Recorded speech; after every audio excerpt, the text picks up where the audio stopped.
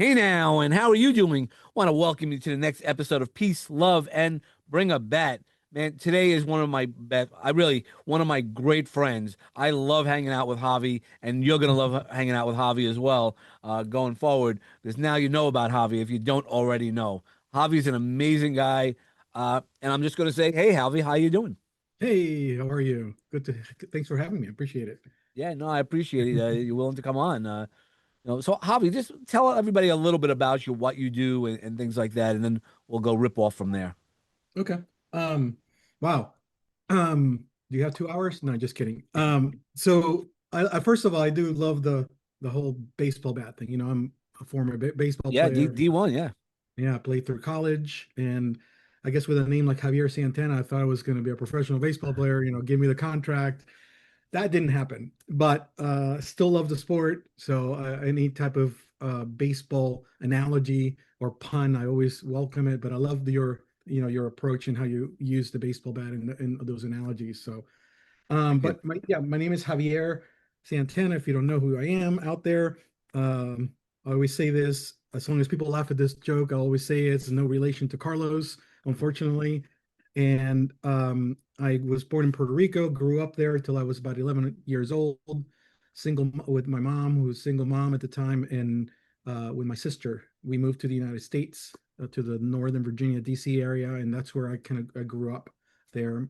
Her sister was living there already, my aunt. So I always play baseball. Always was in and went to play baseball and to Delaware State University and met somebody there. Ended up marrying her. Raised three young ladies. I'm no longer married to her, but we still keep in touch. But home is Delaware now. After college, I went back and forth to Virginia. I actually lived in Florida a little bit, but my roots kind of have grown in the state of Delaware. I live there now, right now, right outside the Air Force Base in a little town called Magnolia, right next to Dover. And yeah, I'm in the marketing, advertising, communications space. Um, and I've been doing this for over 30 years. That's the only thing I've done professionally. When I couldn't play baseball professionally, I was like, oh, I went to that world back then in the early 90s. It wasn't called. I mean, we used more terms like advertising and desktop, not desktop publishing, more like graphic design Sure. and illustration but I've been in that space forever, building Well, but websites you're and really about storytelling, right? So yeah, part of yeah. it, well, you're still storytelling, and I just want to make sure everybody knows about it, and we'll talk a little bit about it. Is also Javi has a little addiction that is turning into a life, Yeah, right, coffee, which right, yeah, right. coffee, and Javi will be back on, when the company's fully running and fully, but Javi, that's part of your story, man. I was going to get to that, but yes, yes, yes. Thank you. Because it's inevitable for us to get to that place. I do have Yeah, a little bit. I wouldn't say, maybe we should reframe that. Maybe coffee's addicted to me. yeah, Not okay. myself, you know. But anyway, but it's more than a drink to me. It's more than caffeine. It's part of my culture. It's a lifestyle. I love. I am a coffee snob, and I plan on launching a coffee company. It's very You're a soon. We're little gonna. bit more than just planning it, right? So I'm planning to get to the moon, right? So I might do a couple of things, but you're so here. Let's go there. Let's Okay. go there, We right? start. I Let's mean, start with you coffee. go regularly to Puerto Rico. You're working with Mhm. like things about coffee beans that most people don't know, Right. and I would say you're an expert in that among other things. Right. Right. No, no, it's a great point. People always say, I'm paraphrasing, but if get paid for what you love, and that you're going to be happy. And this is my passion project, which is going to become, what I do in regards to my life in my profession. Right now, I own a marketing agency, which I've owned for 6 years. I very successful at it. I do that very well. I have clients that I service regularly. But coffee is where I want to kind of plant my flag. And a few years ago, I was like, hey, wouldn't it be great to own a coffee company? What does that look like? I mean, coffee is a commodity, so it's like you can get it anywhere, but at the same time, the way I am and the way I operate. Sorry about that. I I I I want to build more than that. I like the idea of what coffee does and what it represents in cultures and in people and things. So I love it. And what's really nice about it is I started exploring that and realized this is something that's viable and something I can do. So I'm not planning on per se doing drop ship or reselling somebody else's product. I'm literally setting up. Um, I've been sourcing, Yep. buying green beans directly from farms, doing my own importing and my own roasting and selling direct to consumer, coffee. So developing that has been something that's been something I've been doing for a good while, working to get some investors, and now it's time to kind of launch. So this year, I'm going to be launching that. You talked about Puerto Rico. Puerto Rico is my homeland. That's where my roots are, and I love my country, and I'm very proud of it. And I always, talk about it. I want to tell their story, like the farmer's story. I want to talk about my where I come from and tell, So I've had conversations with several farmers the last year over in Puerto Rico. Some smaller farmers. There's a co-op of different small farmers who want to who are very proud of growing their beans and they want to sell them. Obviously, they need to move that. So I was able to spend 6 hours with one of them in December when I was there and kind of handshake, kind of solidify an agreement to be able to be supplied uh, green coffee, basically it's unroasted coffee from him.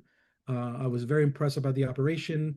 And my goal is to continue to build more relationships so I can have access to more of these.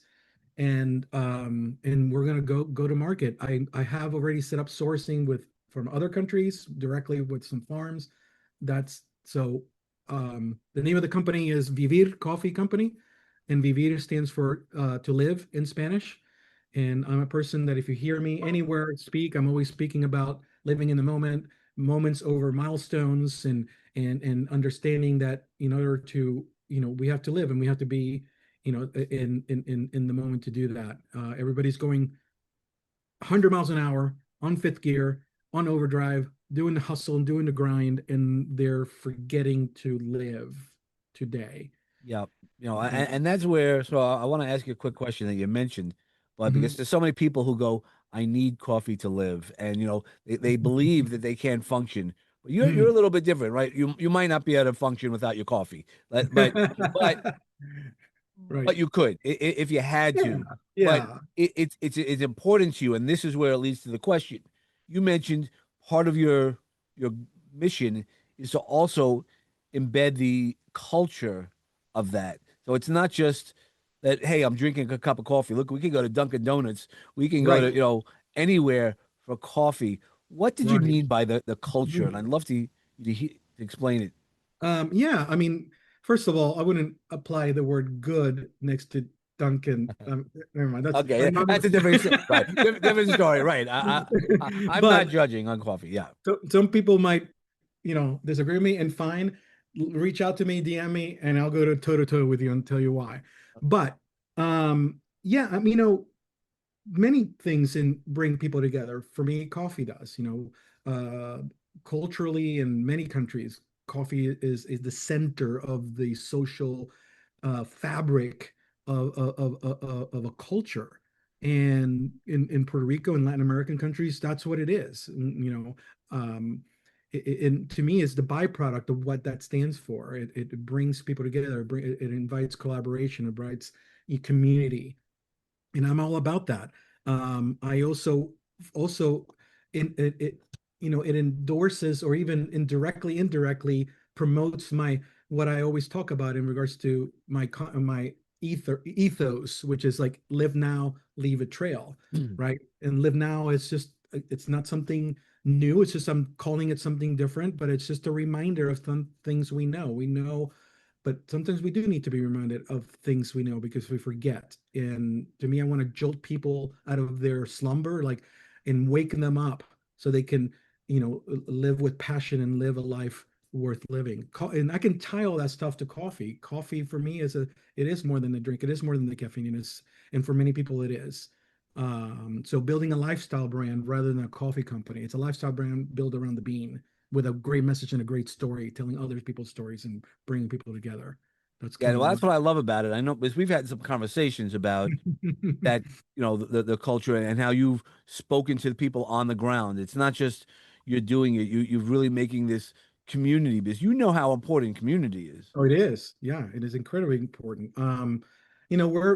We're human beings. We're relational. We're not meant to live alone and live in silos. A lot of us, and for me, I started thinking this being post-divorce and a single dad now, and there's a difference between being alone and being lonely. Correct. And I choose solitude to go in and kind of gather myself and reboot and do stuff. But I don't stay there long. That's the dangerous part. I kind of go out and lean on others and find places in community. Like you and I are part of a community together, and we met through that, and we're and people we've met through this, we wouldn't have met in other Right. circumstances. And I'll say it, unleash you now. Yeah, yeah, no, I talk about Unleash You all the time. Yeah. So that's how you and I met. Would we have met in other circumstances? I don't know, but at the same time, but then within that, there's a responsibility of each person to deposit. I always use my mom's analogies. You can't withdraw unless you deposit, right? Try Yeah. that with an ATM. They'll come and arrest you. So I'm always in the planting seeds, depositing. Well, how can I serve? How can I bless others? But there's a economy to that. It doesn't mean I lead with that, but at some point, it's okay to withdraw when you're depositing. And there's opportunities in that economy for everybody to flourish and grow together if everybody has the same mindset.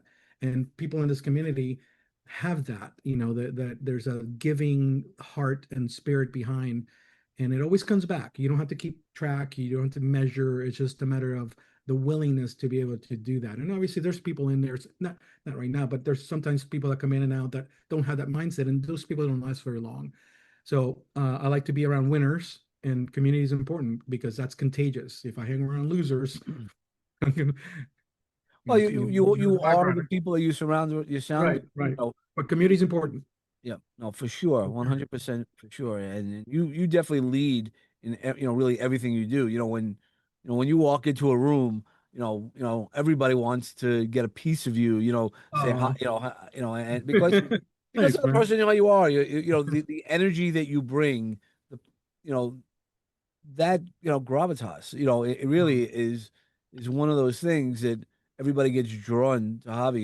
You start talking to Javi for a little while, and I mean that look the last time, so I'll bring it up and we'll do some shit talking. Yeah, yeah. But but no, in that when you were playing pool and you won, right? So we'll say you did the hakala. I knew I was going to get in trouble because they told me to come up to get you guys to be quiet, and you got louder. But it's one of those Right, things where right. you were able to celebrate you. And at that moment, and you and I talked about it afterwards. And in Hmm. fact, I wrote something for you. It was, Yeah, you did. it was a moment that you sometimes can't mess with it. You gotta run with it and, screw the circumstances. What do things like that, mean to you? Because not just that one example, but I know that Mhm. there's other things that are so passionate about that you're so passionate about. No, I appreciate that.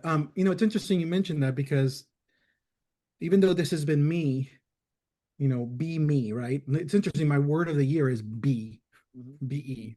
I kid you not, because I forgot me a lot of my life, giving others oxygen and suffocating in the meantime. So the last several years, I've realized being around the right people who have that time of mindset. I've learned how to take care of me, understanding that that's the one of the most unselfish things we could do, because then we have capacity and margin for others because we can't give something we don't have, Right. right? So I saw what doing that did to me in my life, and then I found myself. I guess not that I was lost. I just was, I think, asleep. And there was a good friend of mine who still talk to this day. He's a client, but he's also one of my best friends for a long time. He lives in Miami, and we were in high school together. We played baseball, and I remember not even about a year ago, he said, "Hey, Javi, it's good to have you back." I said, "What do you mean?" It's like, "Yeah, I haven't seen Javi in a long time, even though I've seen you, and I understood what he was saying because so when you talk about that a celebration after I win a pool game at a men's retreat, and I'm just being myself, I've always held back, and the moment when I have that urge to be Javier, I kind of restricted that and kind of brought it in, and I realized, yes, there's got to be, you know, common sense where you are and stuff, but at the same time, in that filter is almost gone when I just naturally just going to react and do the things I want to do in that sense. And that was a moment where I just basically started doing that dance. And even though I'm not Hakala, right? Yeah, yeah, yeah, yeah, I'm yeah, not even whatever. Samoan, started sticking my tongue out with the two Yeah. pool sticks, and it was, you saw, you were No, it there, was and great. That's why when they came up and they yelled, and I was like, and then Mike had been like, I told you to come up, for me to get them quiet. I'm like, yeah, but you're too bad, like sorry, but we didn't know that Mike wasn't feeling good. He had the flu afterwards. But right. Hey, nobody puts Javi in the corner. that's it. That's what we said, right? Um, but it's this idea of when we go through life that we don't know. So sort of like the frog in the boiling pot. It doesn't Mm, realize if you incrementally, and we do that in life, we especially do. men. We always talk about women. A lot of people talk about women, but men do that also. Yeah, We we we we do. take on a lot of responsibilities, and traditionally and Yeah. culturally, a lot of times, men aren't supposed to talk, right? Hold it, right when you're playing ball, you got hit hard, and rub it off, walk it off, Yeah, yeah. Rub some dirt put on some it, dirt right? on it. Yep, yep. And Like the I thing have that. is, I mean, you've seen my leg. I have that big, splotch when I got hit with a softball, and all the guys were making fun of me. I was like, man, that is something different than any other time I've gotten hit. And yeah, they go, oh, ah, yeah. stop it, stop it, stop it. And this is like now 9 to 10 years later. I still have it. It was this dry blood and all this stuff. But I was like, I told you guys, man, it was not just like a regular, hey, man, you can't tough it out. Uh, there's Yeah, very few times. and interesting you say that because you're a New York guy, right? And you have, I guess from a perspective of stereotypes, there's Yep.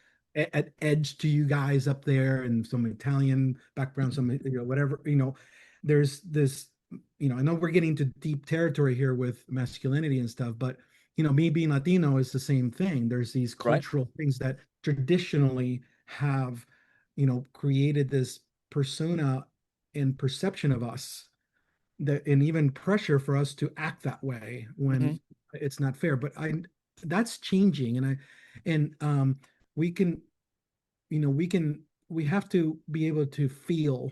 Is one thing I've realized, and a lot of us men, I can't speak for women because I'm not one, even though I have three daughters. Um, I know, man. I have right, two, and I'm right. like, oh, We numb things. It doesn't, and for me, I numbed with busyness and mm. drivenness, and because if I slow down, and I'm looking back, it's not like I was doing that Right. You weren't doing consciously. it intentionally. It's Yeah, right, just right, things that we don't know that our right, friends come over to us afterwards. It's like, man, I'm glad you got through that. I was like, through what? Like it's just for us, it's that forest from the trees. It's our life. You right, know, we make the choices we make for sure, but we don't right. realize always how others see it or even how we are. Like I'm much more self-aware now than I Mm, had ever been. You right, know, uh, so like now I'm almost hypersensitive to the, you know, being self-aware versus something else. right. No, it's a great point because that's the key. And I say this a lot, and I hate to say it this way, but I became grotesquely self-aware. There were things where I'm like, "Ooh, I don't like that. Oh, I can see why she didn't like that, and why Right. that didn't." And I make adjustments to that. But one of the things I realized that it's a non-negotiable, regardless of the situation, is I'm not going to lose myself in the process of fill in the blank, Right. whatever it is. Um, a commitment to a business, something, a person, a group, whatever. I compromised who I was, and I think it's something that we need to be aware of because we subtly kind of make those concessions And that's a non-negotiable. What does that mean about not, giving, not losing you? But I think that's different with every person. We just have to answer that. For me, it was very clear what it was, and I navigate very carefully that way. Am I overcompensating in some things? Possibly, but at the same time, the consequences of losing myself are greater than me kind of not kind of being oversensitive in Yeah, some no, for cases, sure. right? Yeah, no, for Uh, sure. It's all those things. And but that's also by learning yourself a little bit. mhm. While we go through, look, we're all growing up as we grow up, and Right. there's no That's real really good, David, by the way. That's really good. yeah, thanks. You I should write that appreciate down. it. Every now and then I'll have That's something, really, but ooh, write that down. that was yeah. No, but it is the things like there's no guidebook. It's Right, it's not like, okay, this is what you have to do. And then even, both of us, even when you have to do something, we still might not do it because of a whole load of other things. But right. these are the conversations that need to have because we're all feeling it. And, I'm glad that what I didn't know the Javi that your friend was talking about who wasn't here. I've known the growing Javi. And in the few years that I Right. know you about 4 years now. I've seen huge growth just in the person. I don't, you've always been successful with your business and Mhm. making the switch, but the growth of Javi and where you are now. That's why I always say to people, like for myself, if you knew me a year ago, you might know me a little bit, but you don't know me completely. You know me Right. 5 or 6 years ago, you would have no clue who I am. Yeah, interesting, interesting. I would say if I could put a word, I know you didn't ask this question, but Yeah, go for it. I was dutiful Mhm. but passive. Sure. I always my passion kind of, I put it on the shelf, where now that's come off the shelf. I undusted it, and those passions are very clear. I haven't changed as a person. I wasn't like some lunatic and some, like, my energy, like, it's I think the energy levels are different because I am now not timid about showing who I am, because I'm okay with not being liked. Respect is a different thing. We have to part ways if any of us, if we lose respect for anybody, or anybody for that matter. But to go back to your point in regards to, you know, I feel that it's just a matter of, when you say self-awareness, I just go back to that, because it's, when you're numb, you're not aware of anything. So Right. I talked earlier about numbing, and when we numb the pain because we're trying to avoid feeling it, at the same time we numb joy and happiness and all the positives. It's not like it's not like an a la carte. It's a one, or it's all or none. Right. We either numb everything or numb nothing. So for me, when I decided to start feeling again, like letting we there's this word overuse, but I understand why it's used. It's, being vulnerable. Well, being vulnerable at the end of the day, it's feeling, and then sharing those feelings Right. openly, in context, is like, yeah, this is, and Right. being Being truthful about comfortable, who you are. right. Right, Being comfortable no matter right, what that's why when I talk about some of the things that I've gone through, I'm like, well, I'm comfortable with what I did. I didn't like some of the decisions I made in the past, but by being comfortable, I'm like, okay, I made those bad choices. right, And again, is that the person who is in front of you right now? Well, physically, yes, but no, because I've learned how to do it. There were so many things right, that now I look at it, I'm like, man, what did you do? You're a dumbass. But some of those things is just how I grew up, how I let society put me in those mm, there, society, and I right, I'm not blaming anybody. So nothing that happens to me am I blaming. I might feel bad. I might say somebody could have made a better choice, or I definitely could have made better choices. But I'm not poor me. But it's right, also taught me everything. Everything, even in my worst situation, the suicide attempt, taught me mm, a lot of things that I know I won't go back. I get that question all the time. How do you know you won't try it again? I go, well, I now know my resources. I'm now not afraid to talk to my resources, reach out to people. Right. And those are those important things that at that time I was just like, no, man, you know, life got too heavy. Right. Right. Right. And asking for help has a huge ROI. A lot of us turn like you and I don't do that anymore. But a lot of us guys, when we get into those places, Mhm. we we go into hiding, and the default should be, yes, I need to work some things on my own. That's valid, but then start leaning on others instead of leaning away from them. Like, Sure. don't just lean on anybody. There's, trust has to be there for me to be able to let people in different places, and that happens over time when we spend time with each other. And the more time you spend with somebody, you build that trust. And so it's not like when somebody knows me, they immediately have full access to me. That's not, Right. that's not. But at the same time, others, your circles, whoever they are, Correct. in we can't read minds as guys, right? Or anybody can, but the other part is, another word that came to mind was posing, like posers. And we're good at putting on our masks. Hey, how you doing? Fine. Really, how you really doing, right? Right. And I've participated in that many times. But when you're around people who know you and have permission to give you tough love and kind of shake you a little bit and give you a loving smack to kind of get you back in track, that's a big deal, because we the danger in posing and acting like you're okay, or not fully disclosing, is that you get away with it. Right. And then what happens is, when we get away with posing, then we get comfortable with that false self. 100%. Yep. And then that's when you lose yourself, because you're like, wait a second, who is the real Javi? Who is the real, but awareness. And when we do that, and having people around us who call us on our BS, who tell us things because we have blind spots, that's when we go back to the community. That's why that's important, to have people around us Mhm. who know us. So I know, like, if somebody, like, I don't believe you when you say you're okay, Right. and you stay, that kind of stuff. So, and I'm saying this in general because I know we've been in that Yeah, no, situation. 100%. I But think people, there's so somebody many. out there could be like, oh yeah, maybe that's what haven't been doing. Maybe I do need to lean on others Right. instead of fighting. Well, You know. a lot of times we all keep it inside, and that's why conversations like this is so important. And Mm. how I always weave it with you.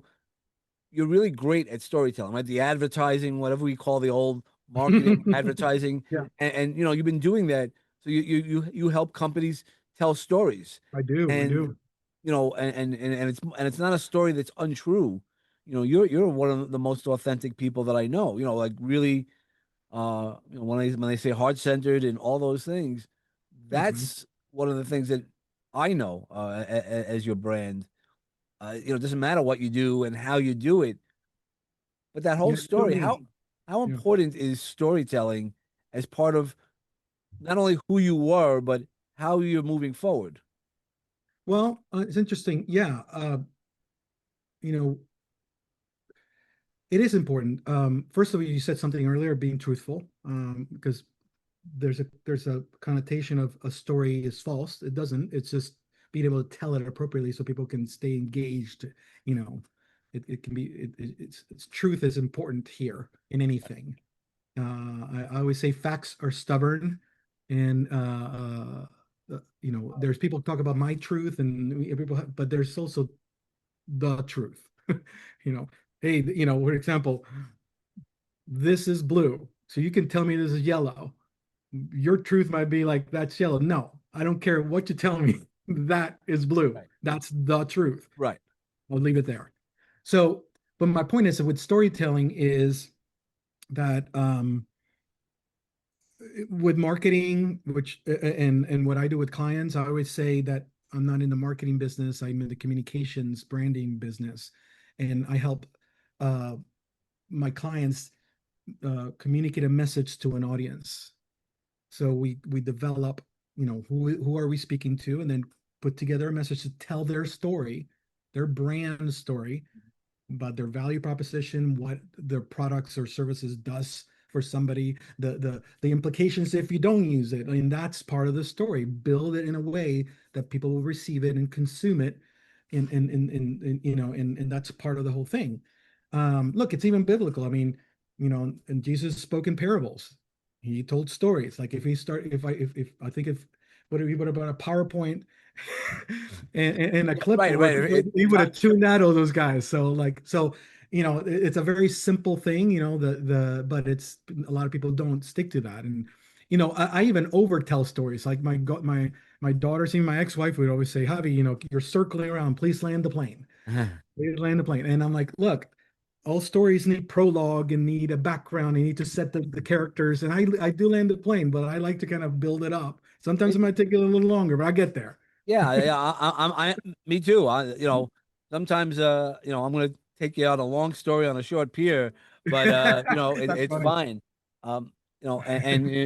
One of the things I admire, and I'm sure all your clients say the same thing, is how passionate you are, and talk about that storytelling. Hmm. I also Yeah. know, you know, Well, with my clients, what I do with them is I obviously I don't own what they own, so I don't have the emotional attachment to their business like they do. However, I immerse myself and I'm interested truly in what they do because then I'm connecting with emotionally and my nervous system with kind of them. Look at me saying nervous system. I wouldn't have ever said that a year ago. But emotionally, because then when I'm feeling it, then I can communicate that feeling rather than just words and ideas. So my passion, then I start seeing the things they're seeing, and then I get passionate about, hey, what I do might not be the answer, but it's part of the answer. And anything I do and help them do helps them get closer, if not past the goal that they have, whatever that is. yep. So that's where I get passionate about because I see the results of them working together before and after. Am I the savior of their business? Well, I'm not saying I am, but they brought me in to help them get unstuck with something or move them to another place, and that's where we focus Well, on. that's But part of that storytelling, is right. You have to move them somewhere, and right, right. and anybody who knows Javi, you can't not talk about the next story we're going to talk about Uh-oh. is no, your love for Star Wars. So it's not any, Mm, yeah, breathe, breathe, but talk about great storytelling, right? The right. vision, and that's where I want, because one of the great things about Javi that I admire is the great vision. So not only we'll talk a little bit about Star Wars, but the vision that he has when he does his work. The vision when you talk to him, like, hey, Javi, that didn't make any sense. And then you're like, well, this is show me the points. Mm, He had the trust. He sees things that others mm, just aren't able to see, right, much like right, George Lucas, right? He didn't right. he didn't start off at volume one. He started off at volume four because he knew how to get the story told that would allow him to do all nine stories. No, that's great. It's no great points, and I'm writing down because some things you're saying are coming to my mind, and I don't want to forget them because they'll just go out of my head Yep. as quickly as they come in. So when I'm looking down, looking at my notebook. So yeah, okay, Star Wars, interesting. Yeah, so a lot of people love Star Wars. It is cool. There's a really cool subculture and all that. But for me personally, the reason I connected to that so early was because I was 7 years old when the first movie came out in 1977. I was in Puerto Rico. My mom took me. This is back in the 70s, so there was a movie theater, like one building with Yep. one screen. It wasn't like multiplex and stuff, and the line wrapped around the building several times, and we got the tickets. At 7 years old, you see this grand thing that you've never seen before. And it opened up. Looking back, it opened up this world of possibility. And things we could say in story, and I think that was very influential. And obviously, I'm still connected to this point. But there's those that 7 year old, when I see one of the new movies or the new TV shows or something, that 7 year old comes back. Like it's like 100%. that's and I let him play. It's okay, right? Um, and then you talked about vision. I'm not saying I made this up. This is what came out of my mind. I'm probably read it somewhere, heard it somewhere, but I can't give credit because I don't know who it was We're from. gonna give you credit anyway. Come on, Javi. Right. Um, so when I'm a person that sees things early, like I play it out, and so, but bef anything can happen. You have to kind of like, I feel it. I get into it, and I actually feel what it would be like when that happens, even though it hasn't happened yet. And I do that instinctively. I do it all the time with even when I'm working on projects and stuff, and I get into that place because that's when I the creativity happens. It Yeah, that's your unlocks the spark. vision, right? Yeah, That's right. that's one of your superpowers. When I Mhm. think of, among the many superpowers you have, that's one of them. The vision is seeing this story. I mean, that's, when I Yeah. wrote that story, we're just talking, and after experiencing something with you, I understand that creativity, and I'm like, man, I just got to write a story. Like it's in my Thank head. you. I almost couldn't wait to get to it because it was already in my head. That's where when I do Right. writing or help people with stories for their books or their speeches and things like that. No, and I want to say this to because I know you and I know about this, but I'll say this to whoever's listening. So you Yep. shortly after that happened at that men's retreat in my dance after winning the pool game, you wrote something, a story, and you sent it to me, and it blew my mind. And it was incredible because it like you pinpointed me like to a T, but it was done like a fictional character, but it was me. Loved it. So thank you so much. Well, you're Uh, welcome. um, and I I always say this, like, the creative process is messy, and we have to honor that process. When we have that vision, we have to see it, we have to feel it, we have to have the courage to go into that rabbit trail where and it gets a little messy in there and work through it. And how much we want to pursue that vision is going to be impacted by how much we believing it. Because if I believing it, I'll I'll engage in there regardless of where there I know how it's going to end. And I see it to to where I needed to go. The coffee came in as an idea. I saw the vision. I started, hey, let me go through in this trail and see what happens. And then I started adding things and staying in it, and I got more excited. But the quicker I can get that to my emotions, the more it's gonna stick. And maybe there's a lesson there. Like I'm sure there's a science there. So I just do that instinctively. But I also like to I th- and you know this because you speak like this. I understand that my energy and my and the way I present myself with passion, I've realized now that that's also contagious. Mm. Yep. Interesting little story. I used to say this all the time, and I will land the plane, I promise you. No, don't worry about it. Go. My I used to always make this joke, and if she was here, I would apologize to her, my ex-wife, that she controls the thermostat in the house, meaning metaphorically speaking, like the temperature. I would say, "Oh, mom's not," make sure we don't, tell my girls to be careful. Mom's not in a good mood and all that. Later on in my period of after my awakening and my self-awareness, I started realizing that I was the one that was doing that, not her. Mm. Like I would come in and my posture would dictate how my girls would react to me. And I also noticed that when I still own my company, but I had a previous version of my company. I had at 1.8 employees, 8 staff members, and I remember coming into sometimes I had to be very careful about how I presented myself. I'm not trying to fake, but at the same time, my posture and my demeanor would impact the mood in the room. Yep. And I became very aware of that because so then I started realizing I'm not faking it. I'm just saying time there's a difference between walking into a room like defeated or with my chest up and with a smile, even though I'm not feeling it fully, that changes my state. So I now my passion now it shows in my face. I told this the other day, she's not going to listen to see this, so I can say this.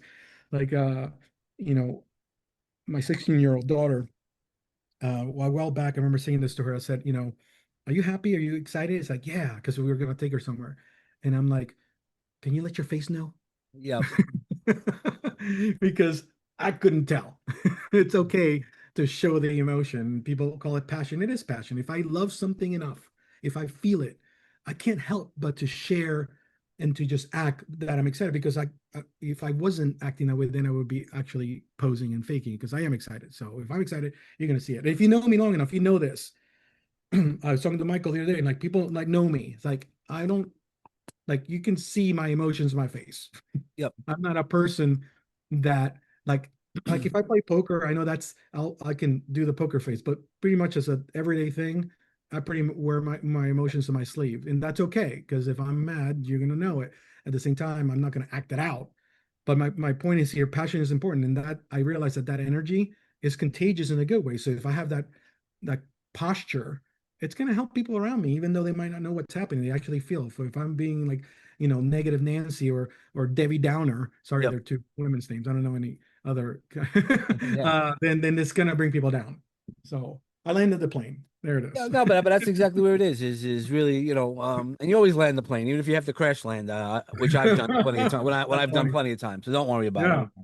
But but it really is. It's those are the important things. Your story, your passion, and the trust into that passion that you Mm, could follow through, and right. that's where the coffee story that I wrote for you. Yeah. Again, we don't know which beans. I'm going to assume I'm not knowledgeable about it, but because you studied which beans you could do, right? As part of the story and hearing your story. I mean, a lot of the ideas of that were because I spoke to you about it.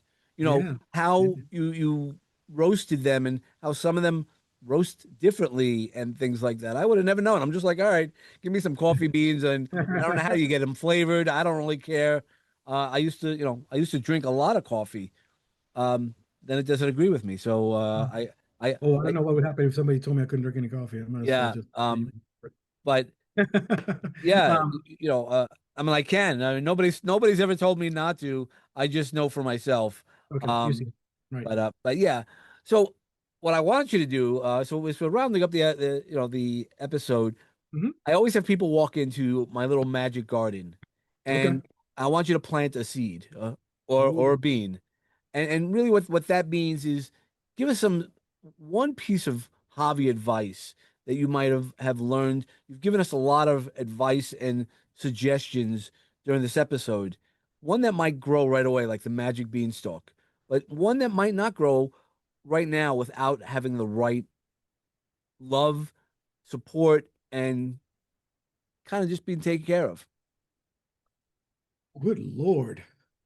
Yeah. Thanks for giving me a heads up before this so I could Come on, plan you it. can just have it out. All right. Javi's So just gonna snap his finger and he'll be like, actually, "Yeah, I don't know," and then he's it's gonna come there. out with It a just came. lightning bolt. It just came. I There just you got it. That's go. all I needed. I'm a big trust guy, trust and loyalty guy, and most people are, but they don't realize it. To me, if I can't trust you or anybody, then we have to part ways. There's just no way around it, plain and simple. However, we always talk about trusting people externally in situations and companies and stuff like that. But my advice is to learn to trust yourself. Because Mm, how can somebody trust? How can I trust somebody if I don't trust myself? And I realized that a lot of decisions I made were because not for lack of passion, it was just I didn't trust me. So that's part of the inner work. Like if you're not there, like be truthful with yourself, whoever's listening. Like get in a room by yourself, be truthful, yep, and it's okay if you don't trust yourself. Then find the people, find the mechanism, find whatever needs to happen in order to for you to get to that point. Because like I trust me. I make bad decisions and stuff. And when I'm not, and I get that I'm not saying I'm perfect. At the same time, I'll bet on me any day. yep. I didn't feel like that a lot of my life. And I lean on others. I will say I was wrong. I will change my mind. It's okay. But at the same time, if I don't trust myself, it's like it's over. It's not even you can't even start. Yep. So that's the long-winded answer, but work on trusting yourself first. And it's amazing the doors that'll open. The world will be seen very differently. Uh, it's almost like the fog will come off your lenses and you'll see things more clearly when you trust yourself. No, 100%. Well, thank you so much, Javi. How can people find you? I'm right here. Oh, Nice. okay. All right, I'll So, put it in the show notes. Javi's right there. well, Javier Santana, you can see this ugly mug on Facebook. I'm on Instagram, but my business is called Vida Brand Lab. Vida stands for life, right? Vivir, Yep. live. VidaBrandLab.com is my website for my business. The coffee is Vivir Coffee, VIVIR coffee.com. Right now, there's a web page, but it's basically taking email addresses because when we start rolling out things, people will get email. Um, and then I'm on Facebook and Instagram and LinkedIn. Javier Santana is my, you know, Yep. my tag and all that stuff. Javier with a J. It's not an H. So All right. Well, thank you, my friend. I love just talking to you. And thank you. I want to bring out exactly who you are and what you do and how people can really benefit by getting to know you and working with Thank you. you. Well, it's a pleasure, to call you friend, and it's an honor. We're getting closer. We continue to, we had a lot of the same passions, a lot of the Yep. same, except for the baseball team, but that's okay. I'll forgive you for that. Never mind. That's another Hey, conversation. yeah, that's a bigger But conversation. we love baseball, so that we Yeah, can yeah, agree we on that. we, we love baseball. Okay, and we love Star Wars, Yep, and and Star so. Wars. But thank you for having me. I love that we were able to do this. We scheduled a few times. That was on me, but thank you for your patience, and I love It this all whole. happens at the right time. Yeah, It absolutely. all happens at the right time, and that's how I believe. And I'm glad that the right time brought us together today and got us to meet each other. Right? We would have Yeah, never possibly meet. I always believe people are brought into our circles for so many reasons, and I'm glad you're in my circle. Thank you yeah. so much. Same here. Thank you very much. I appreciate you. Okay, and everybody else, as always, I just want to wish you some peace and love in your life as your foundation. And when you have to bring a bat, be awesome today and bring those awesome thoughts. Love you, and thanks so much.